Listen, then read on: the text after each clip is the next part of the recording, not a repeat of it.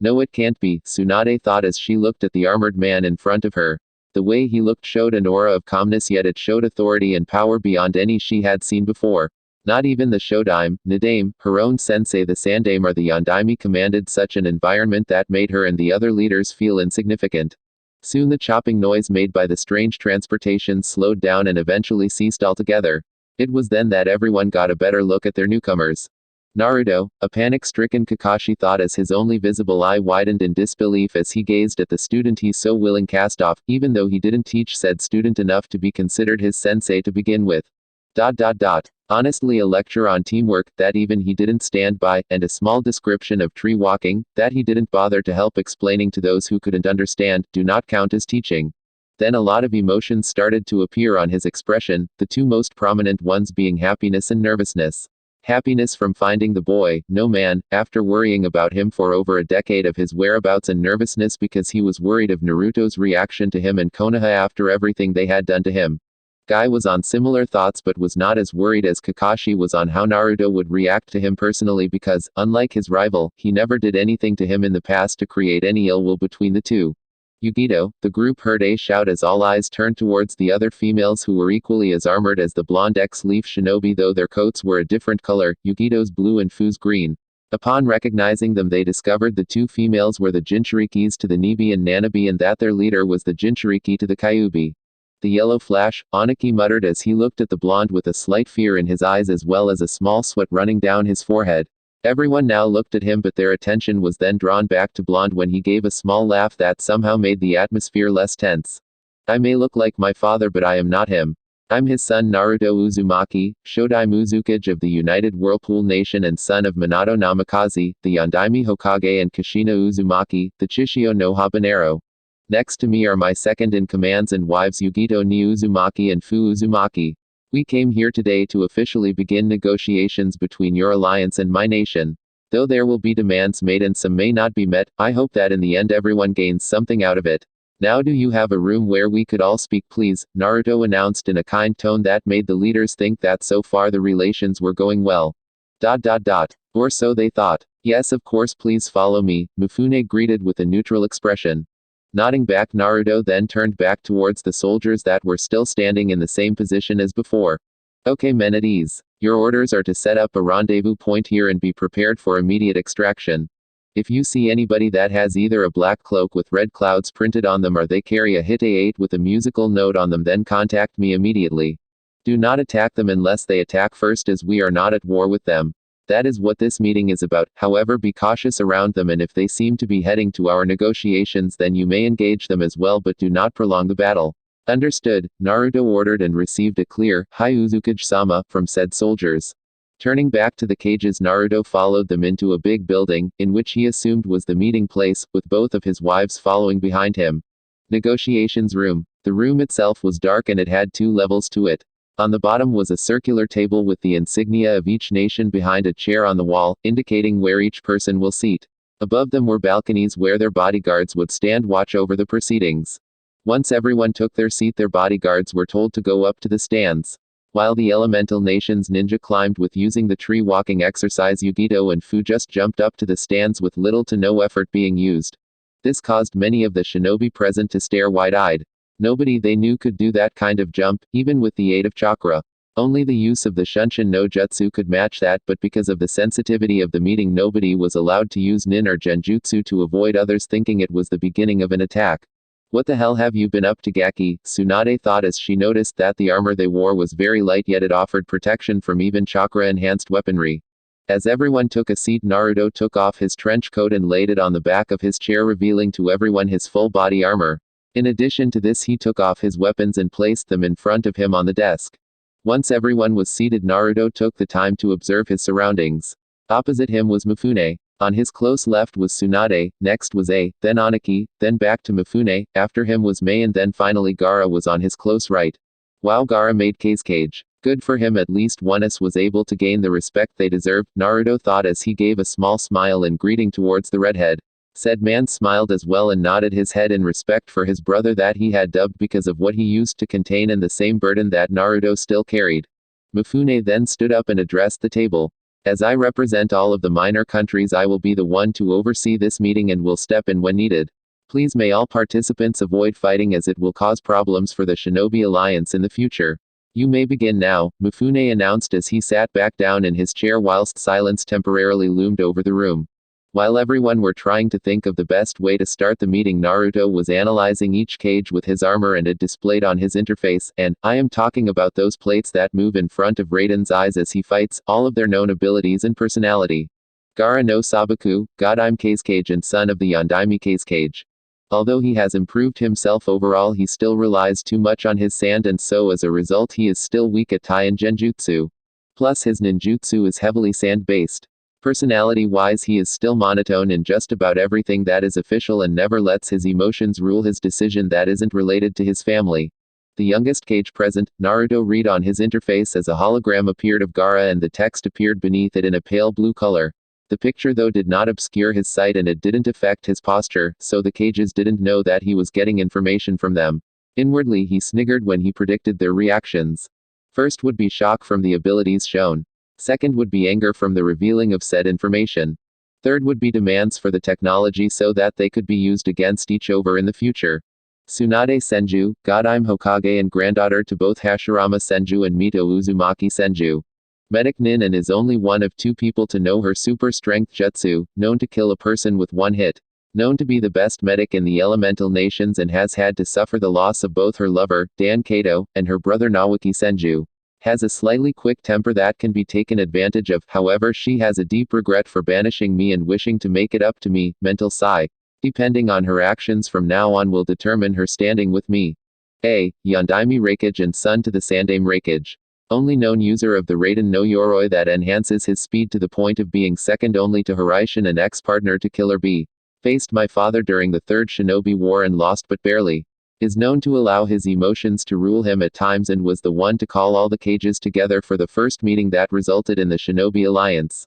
Aniki, Sandaime Tsuchikage. Only known user of the Dust Release, and, I would use the actual term for it but it conflicts with Swift Release that enables the user to manipulate molecules and therefore gives them the ability to disintegrate anything on a molecular level. Only person alive to fight against Madara Uchiha and still live. Has had dealings with Akatsuki in the past. HMPH I respect him for his ability to fight but as a person I do not trust him. He is indirectly a reason that my kind were hunted down like animals as he essentially gave them the finance for their organization. Meitarumi, Godime Mizukage and leader of the rebel forces that overthrew the Sandaime Mizukage. Known user of the Yoden and only known user of Fuden style of ninjutsu, and, do not get that confused with Fuden. Fuden means boil release and Fuden means wind release. She is very neutral when it comes to politics and is known to make good decisions, however has an anger problem when references to her past love life. Rumors say that Akatsuki originated from her nation but our sources say it was a Megakure that it came from. Mifune, leader of the samurai nation Tetsu no Kuni. Has fought Sanchuo no Hanzo in the past. Is also neutral and doesn't like to be involved in shinobi affairs. Made an exception because the Akatsuki threaten everyone and not just the ninja. Soon Gaara mustered up enough courage to start off the proceedings. If I may be the first to open this discussion. First of all I would like say that we are in greatly need of your help with dealing with both of the Akatsuki and the Hidden Sound Village. What we mainly lack are the manpower, medical and other supplies that have become scarce. We were wondering if you could spare any to help win this war that would surely follow you if it were allowed to spread. I demand that you hand over Yugito to us as she is still a registered kunoichi under Kumo. I already lost B to the Akatsuki, I won't lose her to them as well. A shouted as he stood up in an attempt to be intimidating to the Uzukage. Sighing from the predictability of the Raikage, Naruto turned and gave him a deadpan expression. Raikage Dono, as much as I respect you for trying to protect Yugito-chan, then why didn't you send a search party for her when she was attacked by the Akatsuki in the first place? When I found her she was fighting 2 Akatsuki and was close to losing. When I intervened and saved her I asked her if she wanted to go back to Kumo. Her answer was no and added that you probably set her up since apparently you never cared about her. She said that whenever she was mistreated you ignored her, but when B was mistreated you practically beat the offender to a bloody pulp. Then when she went missing my sources told me that you didn't even try to find her, but we have been informed that when B was captured you practically declared that all the other nations were at fault for losing people of our kind. Don't make demands that you are not entitled to. Naruto started off in an even tone but ended up loudly stating the Raikage's fault in the first negotiations. He looked down, finding the floor more interesting at the moment after being verbally assaulted and being correct in each accusations as he sat back down in his chair. Calming down, Naruto turned back towards the other cages and he decided to make his opinion known. Now before anyone interrupts me, I would like to make some suggestions. First of all, my soldiers are designed to fight battles and not to go into espionage or spy-related missions. With this in mind, I can take care of the main front lines with your ninja in support or using them to do one of three things: assassinating, sabotage or information gathering. With me so far? Naruto questioned and receiving nods in response. Alright, since my men do not have a chakra network or use chakra at all, they cannot be used for many stealth operations that involve hiding in plain sight. Stealth operations we can do, but if it involves disguising ourselves as the locals, then it will not work, as it will look suspicious that they could not detect us leaking any chakra at all. Instead, they would suspect that we are ninjas who can hide our chakra signature to a very high extent. Then I believe that we can leave the main fighting to your men Uzukage Dono. However, as part of these negotiations, I am willing to have that seal we put on you that restricts your ability to form hand seals removed if you could provide us with the medical supplies we need, Tsunade offered as she wanted to repair her somewhat shaky relationship her fellow blonde. His response was a chuckle that, unlike the laugh near the beginning of the meeting, didn't have any humor in it. Hokage Dono, I know what you are trying to do and I do appreciate it.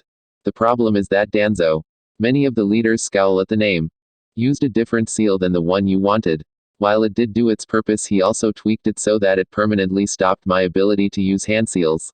Few gasps from the female attendants and deeper scowls from the males. Also, because I had had it on for a long period time, it became a part of me and so can't be removed.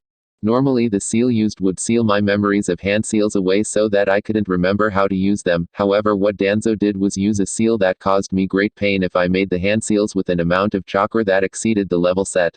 So in short, I can still form the hand seals without chakra, or I can use jutsu that requires chakra but doesn't require hand seals, such as the Rasengan, Naruto said as he received shocked looks from the other leaders in the room.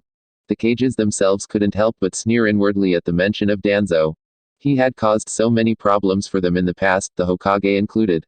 Sending his route out to cause trouble, all in the name of Konoha, or to be more specific, himself. His belief that shinobi are emotionless tools was very disliked by everyone present and was the reason Sarutobi was chosen as the Sandaime Hokage instead of himself.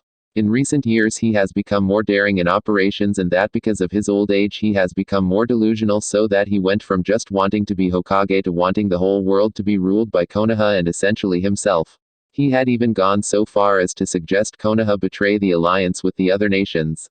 Seeing that they were getting off topic, Anaki spoke up to get an answer to a question he had been thinking of since the idea for the alliance came about. Even though we all have had past grievances with Danzo, I question the effectiveness of your nation Uzukage Dono.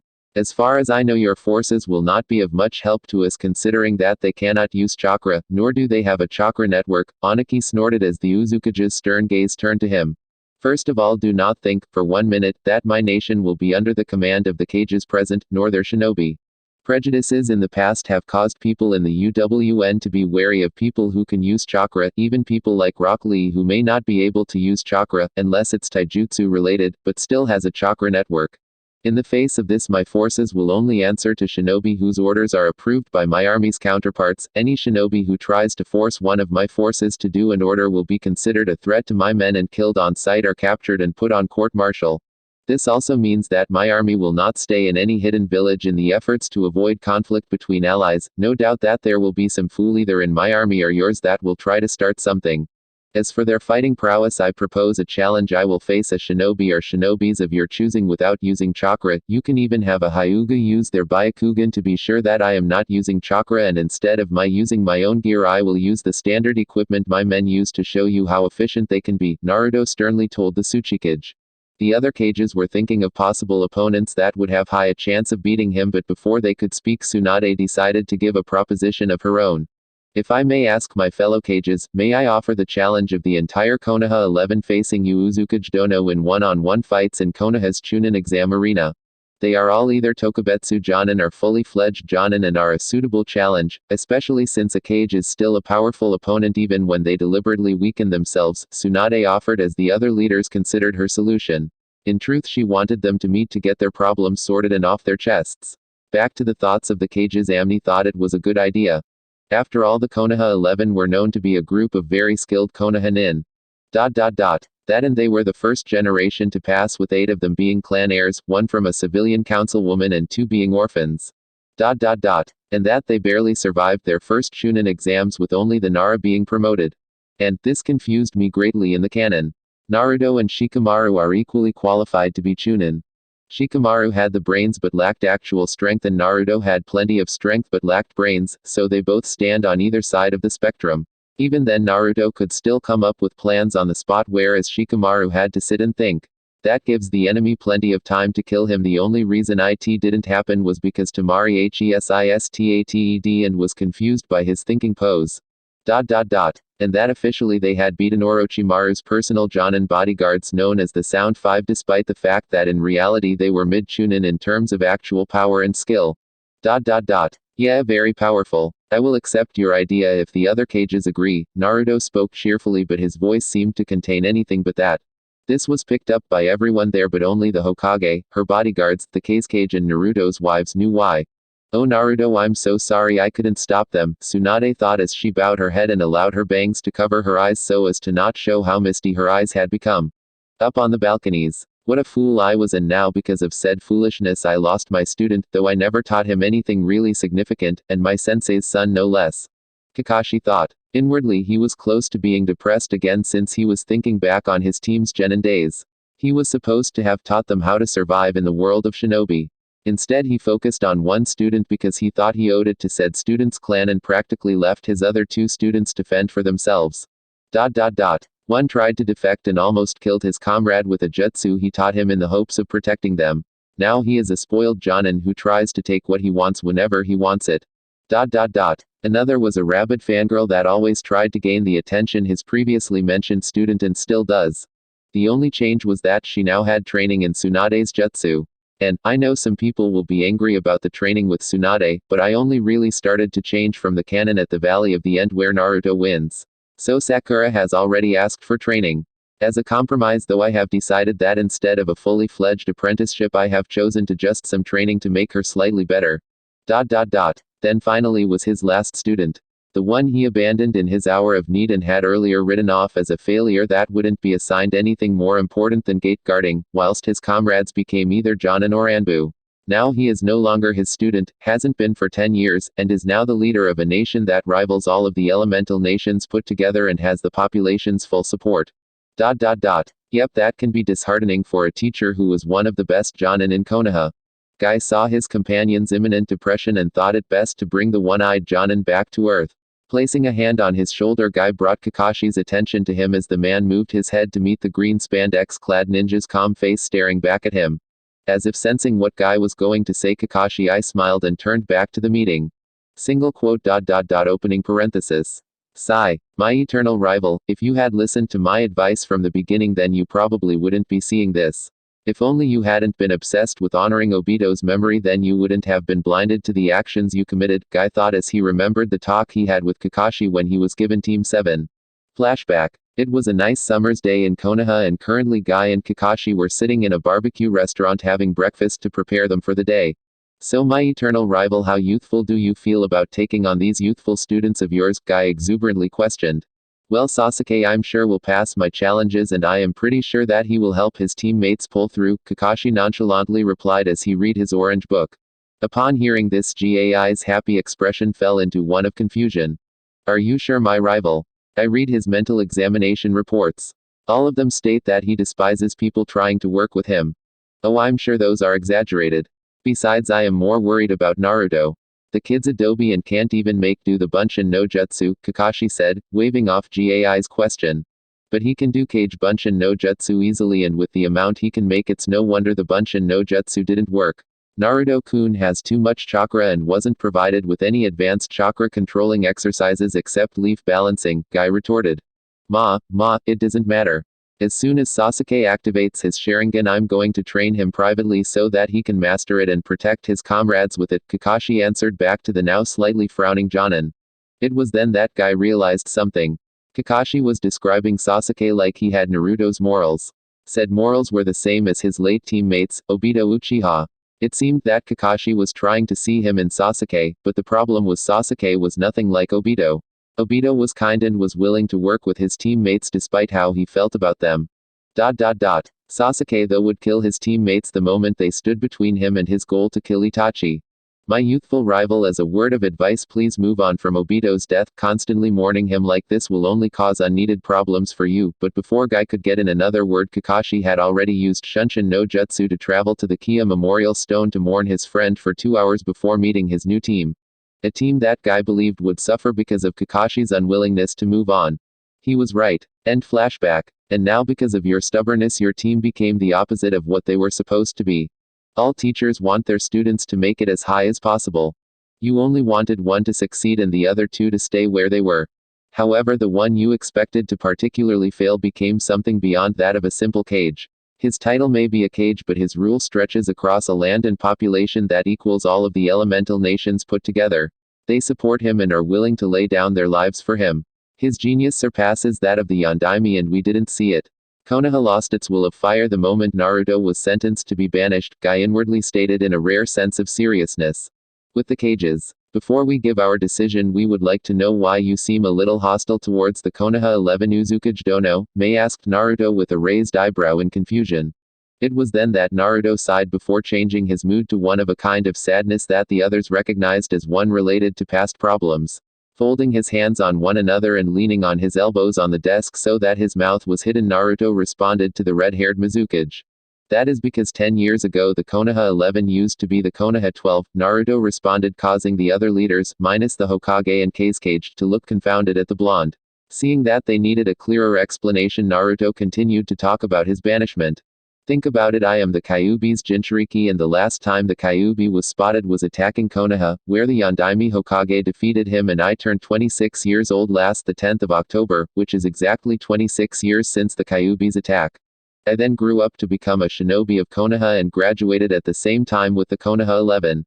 I was placed on Team 7 with Sasuke Uchiha and Sakura Haruno, with Kakashi Hatake being our Jonin sensei. Time went on until the Uchiha defected from Konoha to Oto, and other members of the Konoha 11 along with me were tasked to bring him back. In the end it was a success when I came back with the Uchiha on my back, however that was when things changed for the worst for me. I was accused of being too forceful even when it was clear that I was wounded more than the Uchiha. I was sentenced to be banished, and between the time from being sentenced to actually being exiled I was tortured by some of my former comrades because I hurt the Uchiha. Then my own sensei declared that I was never a student of his. Naruto concluded. It was then that his interface showed all of the statistics of each of the Konoha 11 and saw that they hadn't changed at all, just that they were more proficient at their specialities were. An example being Tenten had only become better at weapons with very small improvements in her other areas. As he looked around he saw disappointing glares being sent to the Hokage, who was looking down in shame at how she allowed his torture to happen under her nose. Seeing the disappointing looks, Naruto actually started to sneer at the other cages except for Gaara, who was the only cage not trying to bore his gaze towards the Senju. Don't look at her in that way, you're all responsible for similar transgressions against our kind. The Tsuchikage treats our kind like objects with constant references to them as it, and even helped the Akatsuki by hiring them in the past. Opening parenthesis. The Tsuchikage frowned. The Raikage didn't care if they weren't close to him personally, as shown by his past negligence to my wife before I met her. Opening parenthesis. The Raikage looked down in shame. The Mizukage didn't bother to use the only Byakugan user. She had to check the Sandaime Mizukage and see if he was under a Genjutsu, which was proven correct, and could have avoided a civil war altogether. The Mizukage also looked down in self-loathing. So far the only village that seems to have my respect is Suna, and even then I am still cautious of them since they used to treat Gaara the same way as me, Naruto told them with an edge in his voice.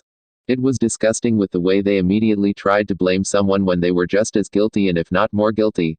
After the other cages had regained their composure, the Kazekage decided to speak up. Well then, I would like to officially declare that tomorrow we will go to Konoha, where Uzukage Dono will face the Konoha 11 in single combat whilst using only the resources available to his soldiers, Gaara stated as the rest of the table nodded in agreement. What will the stakes be? Naruto said as the others started thinking of possible results. If you fail to beat even one of the Konoha 11, then all the Jinchuriki will be put under our authority and the UWN will also be under our control, Aniki harshly said to Naruto, who scowled deeply at the man and his threatening tone. Kyuubi growled from within Naruto's mind that now resembled a large forest instead of the cage it once was. Calm down, Kurama, he may be a Tem just like the Uchiha, but it wouldn't serve any purpose to kill him now, Naruto inwardly replied to his tenant. In addition, he also heard low growling from his two wives who were thinking similar things along with their Biju. How dare he, even now when he so desperately wants our help, he has the gale to threaten us like that. Kitten, settle down, Naruto-kun has it under control. Don't worry, the Tsuchikage will get what's coming to him later on. That old man, he's going senile. A moment ago he was practically begging for our help, now he is demanding we become his slaves. I know, young one, but don't worry, Naruto will know what to do. He has proven many times that he can do the impossible and he can do it again here. I agree to the terms, however should I win I want the fire daimyo to give me what should have been mine. Uzushi-Ogakure. The cages were stunned at the demand. It was a rather important area for the elemental nations, rich in materials and minerals worth 2 daimyos. May I ask why you would demand such a thing? A asked in a curious tone. Leaning back in his chair, Naruto fixed the man a stare that made the man shiver inwardly. Apart from the fact that I am an Uzumaki, meaning that Uzushio is mine by birthright, but also the stakes are equal. My country for Uzushio, in fact when looking more closely at it, my united Whirlpool nation is much more valuable than Uzushio, so be glad that I am not demanding for more, Naruto replied. Before anyone else could challenge him, Mifune stood up. Alright, now that has been sorted, I would like to end this meeting and that we will meet again in Konoha to evaluate the effectiveness of Uzukage Dono's army, Mifune finished. Yes, also as you have seen the kind of transports we have, I will be meeting you all on top of the Hokage monument, Naruto added as the table cleared themselves and headed out of the building, along with their bodyguards. Outside of the negotiations room, Naruto, Yugito and Fu were walking at brisk pace to reach their Bella 1 Iroquois, Huey, helicopters that were waiting for them to depart for the aircraft carrier waiting for them returned to discuss with his generals the results of the meeting. They mainly walked in silence until Yugito couldn't take the suspense any longer. You are playing a big risk here, Naruto-kun. If you lose, then everything we have worked so hard for will be in ruins, Yugito chastised her husband as the trio made their way back to their transports. Naruto sighed as he ran a hand over his head to clear his thoughts and ease the tension he obtained during the meeting. Looking at the concerned expression, his face softened as he spoke in an equally soft voice. I know Yugito-chan, but rest assured I received the Konoha 11's individual profiles during the meeting and trust me, they haven't improved much to be considered much of a threat to me. How so? Was the quick remark from his other wife. Looking thoughtful, Naruto went for the scenario that best suited his statement. Which member would be best to describe his point? Lee, no. He had no choice but to specialize in taijutsu. Tenten, no. She could have diverged her type of weapons as before she only really used thrown weapons. Then when he was almost out of members it finally hit him. Neji. Of course all he really progressed in was the Juken and hadn't widened his variety of jutsu to make him a well-rounded shinobi. Then there was Sakura, her mentality of a fangirl would make her vulnerable even with training from Tsunade. After a moment of silence his wives stared at him as they continued to walk without any reply until he snapped his fingers as if he had an epiphany of some kind. Neji Hyuga, for example. His clan pride would not have allowed him to practice anything that wasn't approved of by the Hyuga clan. This means that his arsenal will mainly consist of Juken and other Hyuga clan jutsu. Also there is Sakura Haruno. She may have had training from Tsunade, however she hasn't gotten rid of her fangirl and superior attitude. That will be her downfall if goaded in the right way, Naruto finished explaining to his two wives. The two looked like they wanted to retort but decided to not. They had asked for an example and he gave them two, which was more than they asked for. Fine then, but I still say you're taking a big risk here, Yugito huffed as the trio finally made it to the Hueys that now were starting to rotate their blades for the imminent order to take them back to the CV-67 where the rest of the army was located. Helping his wives board the helicopters, he gave the order for the pilot to take them back to the headquarters, HQ. After getting a Hi Uzukage-sama, the three helicopters took off and made their way to the large ship that many people were still gawking at, only to now stare in awe at their transports as they went past them. On the CV-67, codenamed Baseplate. Upon arriving, the leader of the UWN and his wives were greeted with numerous salutes, to which he returned with a smile and gave an order for a basic outfit for fresh soldiers to be prepared for him for tomorrow. Many of his subordinates were confused at the request but knew not argue with their superior when it was something important. As soon as everyone went back to their duties, Naruto and his wives headed down towards the war room. This was the place where Naruto, his wives, captains and sergeants came to discuss strategies and other things that needed to be attended to. After passing numerous staff who saluted him and he returned, they soon reached a white door that had the words "War Room" written on the front in the font of impact. Next to it was a fingerprint and retinal scanner that only allowed those that meet the requirements access to the room. Naruto used his own hand and eye to be recognized through the scanner, and after a green light shone on the door there was a robotic voice that stated, "Access granted." This was then followed by the few clicks of a number of locks being released until the door automatically opened to reveal the room itself. The room was a brightly lit room with a red wooden table in the center. The floor was covered in a pale blue carpet and black leather chairs were situated at the table. Said table was rectangular in shape at one end with a chair slightly bigger than the others at one end and had a UWN flag on the wall behind. On the opposite wall had a large computer screen where many details could be listed. The walls themselves were colored in a deep maroon color. And, imagine something similar to Call of Duty Black Ops where Mason meets Kennedy. All of his captains were already sitting in their seats and had their sergeants standing at attention behind them, and all of them in their non-combat uniforms. And, imagine Call of Duty Modern Warfare 2, Shepherd's Uniform, Desert Version. Each of their berets had a red swirl badge to signify their allegiance to him. In his army there were 4 ranks: private, sergeant, captain and general. Privates were shown by a red swirl mark just above the elbow on each side of their arm sleeves. These people were considered the lowest of the low, or beginners. Their rank was worth slightly more than genin rank because all soldiers started their service at the age of 18 instead of 13 and were seen as more mature than children, especially when they had already gone through at least 10 years of education before being asked if they would like to join up. Some would join up and some wouldn't. If they did join, then they would go through 2 years of training before being sent out. Some might think that when compared to the Hidden Village's 3-year course that the UWN's course was crap. Bear in mind though that most of the academies in the Hidden Villages mostly taught history and didn't teach the hardships of being in the military, making it look like a way to attain fame and power. In the UWN all soldiers were trained to expect the worst, from killing people, to being interrogated.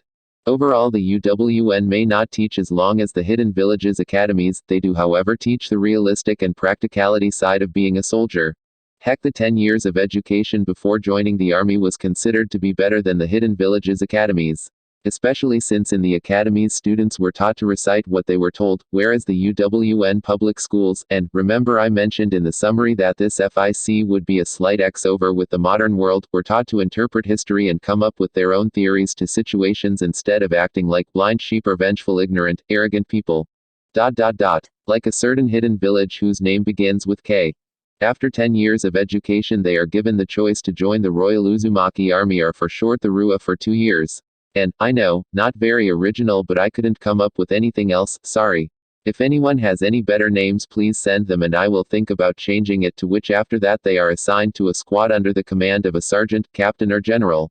Back to the topic at hand, next rank to follow them is sergeant, and we're the only people considered non-commissioned officers, NCO. Their rank is shown by 3 red swirls forming an upside-down triangle. They have more experience than the privates and have command over them. Therefore privates must listen to their orders unless told otherwise by either another sergeant, a captain or a general. Captains were a different matter as they, along with generals, were known as commissioned officers, CO. Their rank was shown by 3 golden swirls sewn onto the shoulders of their uniform. To become one, a person must have the following requirements.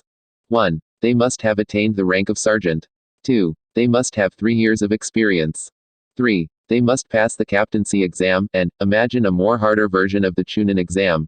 4. Finally they must be supported by all the generals. Their responsibility lies with commanding a squad of men, and, that will be explained later on, along with their sergeants, and they only answer to the generals. Then finally the generals. These people are the highest rank in the army and have the responsibility of running it.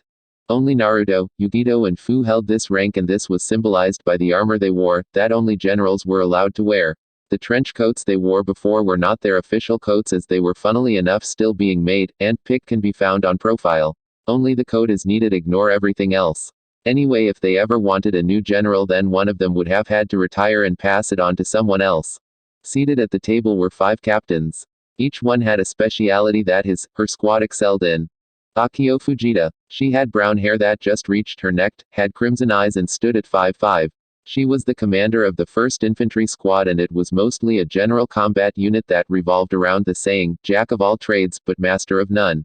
Or in her case it would be, Jill of trades but master none, whichever works best. Next was Sato Hokkaido. He had sandy blonde hair that was flat and cut short to it almost being non-existent, had jade eyes and stood at 5'6". He was the commander of the 2nd Infantry Squad and was the same kind of outfit as the 1st Infantry Squad.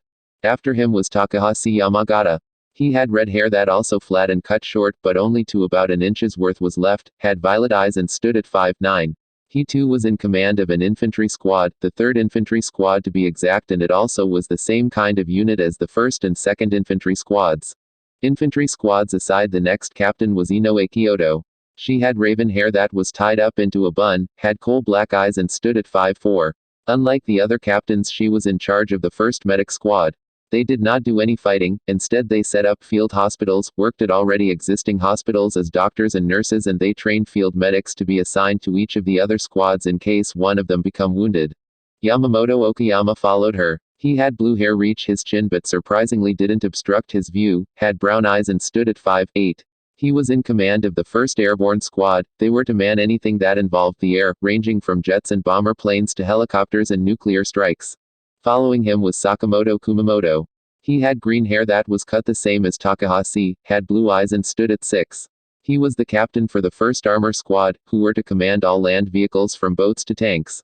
Lastly was Kinjo Okinawa. He had brown hair pulled into a low ponytail, had honey brown eyes and stood at 5'7". He was in charge of the 1st Supply Squad, whose responsibility was to make sure that supplies were always available, ranging from bombs to medical kits. Upon seeing their generals, they all stood up to attention and saluted simultaneously. Uzukage-sama, they chorused at the same time. Naruto smiled at the professionalism of his army. They were a cross between the Hokage Gigi's will of fire and Danzo's idea of shinobi tools. Both had merits and both had faults. Naruto viewed the world in a slightly different light that closely resembled the theory of yin and yang. That so long as one thing existed, the opposite would also exist. So long as there was light, there were also shadows. And where there were shadows, there was light. There could never be one color. Only different shades of gray. The perfect example being the situations between the East and West. The East were in constant war and lost family and friends. People hardly found any life-lasting peace and had to struggle to survive, either from physical problems like killings by shinobi or mental problems such as prejudice. This led to the East gaining a very dark shade of gray. The West on the other hand found peace and unity. Friends and family prospered and most losses were due to either old age or unfortunate accidents or incurable diseases. Therefore people were able to live safe lives and not have to constantly train and kill to survive. And thus the West gained a very light shade of gray. At ease captains pause as the captains relax their stances. Now first I would like to say thank you for attending this meeting as it affects everyone here and it revolves around the call for an alliance from the elemental nations. Please may you take your seats, ladies and gentlemen, Naruto greeted as the captains took their seats and awaited for Naruto to continue. Seating in the chair at the end of the table and Yugito and Fu moving to sit in the chairs immediately next to him, Naruto picked up the remote control for the screen on the opposite wall and switched it on. Alright, the alliance was called for by the following people. Tsunade Senju, God, I'm Hokage of Konoha. The screen gave a flash and blipped as an image of Tsunade appeared and covered the whole wall. Wolf whistle. Damn, that lady has huge knockers. Slam. Shut up, pervert, Inoue whispered harshly to Sakamoto and retracted her fist from his head, which now sported a rather large swelling. This caused many in the room to snicker at the man's suffering before a cough from Naruto told them to focus, though he and his wives had smirks adorning their features. Cough. Yeah, well, I wouldn't try anything. She is actually an old lady and uses a genjutsu to look young, Naruto said, causing many at the table to openly laugh at the gaping mouth Sakamoto now had. Anyway, back to the reason at hand. She along with Gaara no Sabaku, the god I'm Kazekage. A picture of Gaara appeared. Aniki, the Sandame Tsuchikage. Another picture showed, but this time of the Tsuchikage. Mei Terumi, the god I'm Mizukage. The next picture showed Mei as the Mizukage. The Yondaime Reikage. The picture of him shocked the generals slightly at seeing at how bulky the man was and noted that he seemed to have become the Reikage mainly because of strength and body and not mind. and Mifune, leader of the samurai in Tetsu no Kuni, asked for an alliance between their Shinobi Alliance and our United Whirlpool nations. Safe to say that the negotiations went as I expected, Naruto stated as more pictures started to show until all the leaders were now on the screen. After getting their appearances down in detail, Sakamoto paying extra detail to the Mizukage, they all noticed what Naruto had said at the end. What do you mean, Naruto-sama? Akio asked as the other captains listened into his response. When I went to this meeting I expected it to be a slow in progress, and suffice to say I was right, because since this army can't use chakra, the Tsuchikage was convinced that we would not be able to provide anything of value. So he made a bet with me, Naruto replied as the captains became angry at the accusation. What were the rewards and conditions, Naruto-sama? Kinjo questioned as the others nodded in anticipation. The stakes were the United Whirlpool Nation and Uzushiogakure. The bet itself is a one-on-one tournament between the Konoha 11 and I. The rules being that I must only use equipment available to fresh soldiers and that I get to rest between each match. Naruto finished explaining the bet to his captains. The captains themselves grinned at the prospect of seeing some of the most elite shinobi of Konoha, and their leaders past tormentors, humiliated by their leader with only the equipment available to new soldiers. Then they would gain more contracts with traders, thereby gaining a higher economy. The best part was the experience their soldiers would gain by being escorts to the traders. Finally, they could use Uzushio as a main port to their ships, as it was the only elemental nation that had the deep seas available to make building ports faster. So when will this happen? Takahashi asked with a grin. Grinning back, Naruto replied, tomorrow at Konoha's Chunin Exam Stadium.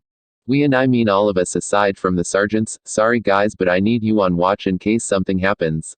The sergeants smiled and nodded in understanding. Thank you for understanding, and so we will be given seats for everyone but me to watch the event. There will also be potential clients that may want to do business with our nation. From there I will face each of the Konoha 11 in one-on-one combat matches, to which I must win all of them to win the bet. Nodding back in response, Naruto decided to give his captains some advice for when they arrive at Konoha. Before we finish this meeting, I would like to give you some advice for when we arrive in Konoha. Firstly, as soon as we arrive I want you all to activate your hidden cameras. This way if you are attacked we will have proof that you were only defending yourselves, as is within the rights of visitors. Second, control yourselves. The people there are capable of saying some very harmful things, and if you must get angry with them then only insult back, do not ever throw the first punch.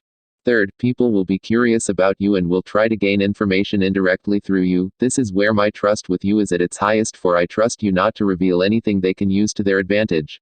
Then lastly, be on guard. These people are known to bring in mobs to beat on people. Kami knows how many I was subjected to.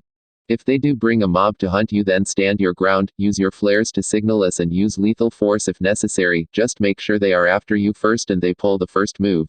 Other than that, all I can say is enjoy yourselves. Oh, and if you happen to go to Ichiraku Ramen stand, then please tell them I've missed them and I am willing to offer them a place in the UWN, especially for them if they want to move, Naruto advised his captains, who nodded in response. Okay then, meeting concluded and be ready at 9 a.m. for transportation. Naruto finished as everyone gave him and his wives salutes before giving orders to their sergeants and leaving the room. Once they were gone, Naruto let out a breath he didn't know he was holding. Damn, that was a long meeting, he thought as he wiped away the sweat that had been forming on his forehead with his hand.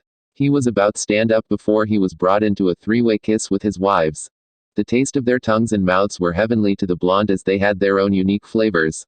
Yugito's had a hint of fish and milk, whilst Fu's tasted mostly of oranges. A few minutes passed until the need for air became apparent.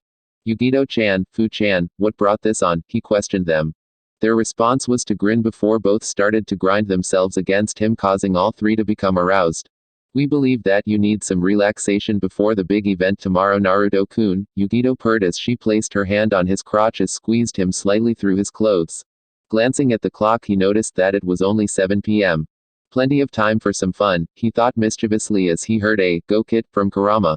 Grabbing his wives by their waists, he disappears, and that will be explained later on, to their bedroom to relax. And it was on that day that the west side of the ship wished Kami have mercy on those on the eastern side. For the sounds of Naruto making love to his wives certainly didn't. At the same time in Konoha, Hokage's tower. Tsunade sat at her desk and next to her were the other cages, all of whom had blank faces. In front of her desk were the Konoha 11 along with their sensei, Haruka and Anko. As Tsunade eyed each of the occupants, many felt a chill run down their spines, especially those who she knew were responsible for Naruto's suffering. Tsunade, seeing how nervous they were, decided to present them the challenge that was agreed to. Okay, the reason you are all here is because when we met with the Uzukage, one of us accused his support as being inadequate. Tsunade then glared at the Tsuchikage, who, HMPHD, and looked away. Before she could continue, she heard a snort from a certain raven-haired Avenger, and, he doesn't know Itachi is already dead. Turning towards the Uchiha, she took note of him and his history. Sasuke was wearing the traditional Jonin outfit and wore his Hite-8 on his forehead. He also carried a tanto strapped vertically to the back of his right shoulder. After Naruto was banished, he was immediately reinstated as a shinobi and was given no punishment, much to Tsunade's chagrin. In fact, he was praised even more for getting rid of the demon, and it downright pissed her off that the man responsible for banishing the person she saw as a little brother. Something to say, Uchiha-san, she growled as the man gave his usual smirk. Yeah, actually. Why do we need help from them? They can't even use chakra. In fact, I say that we invade them and take over the West. Then enslave them as they should have been the moment they lost their chakra, Sasuke said with Sakura cheering him on. Mainly of the Konoha 11 wanted to disagree with them, but honestly didn't know what the UWN was capable of, so they kept quiet. Sasuke was about to rant on more but was silenced by his sensei, who grabbed his shoulder tightly. Sasuke, was you there at the meeting between the Uzukage and the leaders of the Shinobi Alliance? Kakashi asked the Uchiha, who shook his head and was quiet. No. Well then, Uchiha-san, it'll be best that you keep quiet, because whatever they lack in chakra they made up for in technology, Tsunade snapped. Sasuke gritted his teeth and wanted to yell at the Hokage, but decided against it and went back to brooding and coming up with numerous ways to kill his brother. Boy, was he going to be disappointed. Now that that is sorted, let me tell you about the bet. The stakes were rather high, to say the least. You, the Konoha 11, will face the Uzukage in a one-on-one battle tournament. The rules include that the Uzukage must be allowed to rest between matches should he want to, and that the Uzukage must use only equipment that are given to fresh soldiers. The rewards are: if the Uzukage wins, then Hai no Kuni must give the UWN Uzushiogakure and all that it contained before the fire daimyo claimed it, but if the Uzukage loses, then the UWN all that it has will be given to the Shinobi Alliance without question, Tsunade announced as looks of shock made their way to the other occupants of the room, minus those who already knew. The guy must be an arrogant as well as an idiotic leader if he wanted a losing wish like that, Sakura insulted as the people who were at the meeting looked at the pink-haired Kunoichi with an "Are you an idiot?" look. Well, that is what you think. Now though, I would like to conclude this meeting at an end and wish everybody a nice day, Tsunade concluded as the other cages nodded and left the room to go to their hotel rooms for the night. The Kazekage though sent a small glare to the Uchiha and Haruno on his way out, though the Uchiha scoffed and the Haruno glared. Once they had gone, Tsunade took the time to observe the Jonin and Tokubetsu Jonin that now stood presently. The Konoha 11 sensei hadn't changed at all except for getting older. Haruka hadn't changed either, except that he was slightly cold towards his old students for disregarding his teachings on looking after comrades. Anko had changed slightly, only difference being that she no longer was a Tokubetsu Jonin, but a fully fledged Jonin, though it took a lot of convincing the council to allow her to take the exams. Neji Hyuga, a Jonin, and wore the standard Hyuga Jonin robe, and, apart from Sasuke and Naruto, all of the Konoha 11 are wearing their Shippuden outfits. His attitude had changed greatly from his Genin days, namely he had dropped his entire fate complex and wasn't cold to everyone unless he believed they deserved it, like a certain Uchiha and Banshee. Shikamaru Nara, a Jonin, and wore standard Jonin clothes. He was still as lazy as ever, though his intelligence was showing more now than ever, and he had been increasing his physical training due to the war. He had also become the head of the Nara clan after his father was killed in battle with Samotio Jonin. Choji Akamichi, a Jonin, and wore samurai-like armor so that he could use his family jutsu efficiently, and he grew his hair out more. He still ate as much as he did before, and he was still quite cheerful, since his father passed on the title to him and retired. Shino Aburame, a Jonin, and wore a big coat that covered him completely.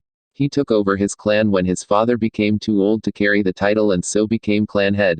He was still as stoic as ever from his Genin days, though he did show a bit of emotion from time to time. Ino Yamanaka, a Tokubetsu Jonin, and wore a more older version of her Genin outfit. She was the clan head, but her father still worked in the TI, torture and interrogation, department. She was also more level-headed from her Genin days, her abuse of Naruto before his banishment being the most influential. Kiba Inuzuka, a Tokubetsu Jonin, but was not a clan head, and wore a dark jacket and pants. His partner, Akamaru, had grown to a height that allowed Kiba to ride him if needed. His attitude hadn't changed much, still brash and hard-headed, though he was a little bit more calmer than before. His mother was still clan head, but was planning to give him the title soon. Hinata Hyuga, a Tokubetsu Jonin, but was also not a clan head, and wore a blue and white coat and pants. She was still shy, but only it had lessened down by a lot. She was due to be the new clan head, but the clan elders were giving Hiashi trouble with it, claiming that she wasn't good enough. Today she was still hurting over what she had done to Naruto and was waiting to apologize to him when she got the chance, especially when shortly after he was banished and she found out the truth she broke down crying and sobbing. It took 2 weeks to get her back on duty, and when she did she was for a time quiet and unresponsive. Tenten, a Tokubetsu Jonin, and wore a white top and red pants. She had gained the title of Konoha's weapons mistress over the time she would constantly use her skills in weapon using to gain a reputation. She hadn't changed much in terms of attitude, but no longer fawned over Neji as much as she did in her Genin days, and unlike Sakura she wouldn't let it cloud her judgment. Rock Lee, a Jonin, and wore the exact same thing as he did in his Genin days, but also wore the Jonin vest along with it.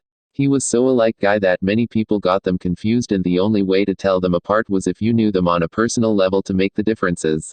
Sakura Haruno, a Tokubetsu Jonin, and wore a red tank top and a pink skirt with black biker shorts. Apart from being a medic nin, she had not changed at all. In fact, apart from the jutsu Tsunade taught her, she was basically the same from her Genin days.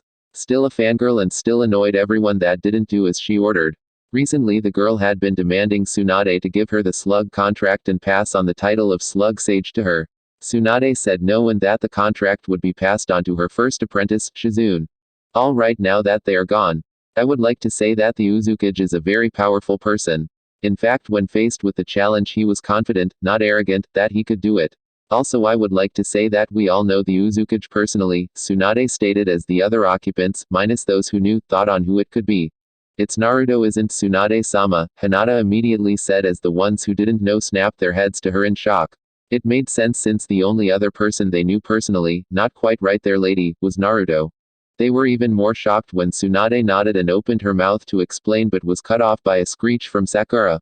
That baka is the Uzukage. Ha, we sealed his ability to use hand seals, he can't have become powerful without them, Sakura screeched as the others winced slightly at her loud voice. What are you talking about? Lee can't use hand seals, and look at him, a full Jonin using only taijutsu. So I wouldn't go underestimating him. After all, many of you had done that before, and look where that got you, Tsunade countered, pointedly looking at Sasuke and Neji. So the Dobi is the leader of the West. This'll be easy, Sasuke arrogantly stated as he smirked again. I wouldn't be too sure of that, but if it's what you think, then so be it. However, do not go complaining if he beats you. Personally, I want him to win. Konoha has taken everything he should have had and made it their own without giving anything in return for it. Tsunade snapped at the Uchiha, who scoffed at the thought of the Dobi being special. What could the Dobi have had that was so special to Konoha? Tsunade smirked, and for some reason that made Sasuke very nervous all of a sudden. I'm glad you asked that. Firstly, the Uzumaki clan were the ones who made the best seals, including the caged bird seal used by the Hyuga clan. When the Shodaime Hokage married Mito Uzumaki, the Hyuga clan had asked for a seal to keep the Byakugan safe. She did, but she didn't put in the painful part of the seal. That was the Hyuga elders doing by bastardizing it. Next was the fact that due to the close ties with the Senju, the Uzumaki allowed Konoha to use their clan symbol as a sign of friendship between the two nations. Today it is used on our Hitei and Chunin and Jonin vests as a swirl on the back, but now the people don't know the origin of the symbol and now shame it by wearing it, especially those who abused Naruto.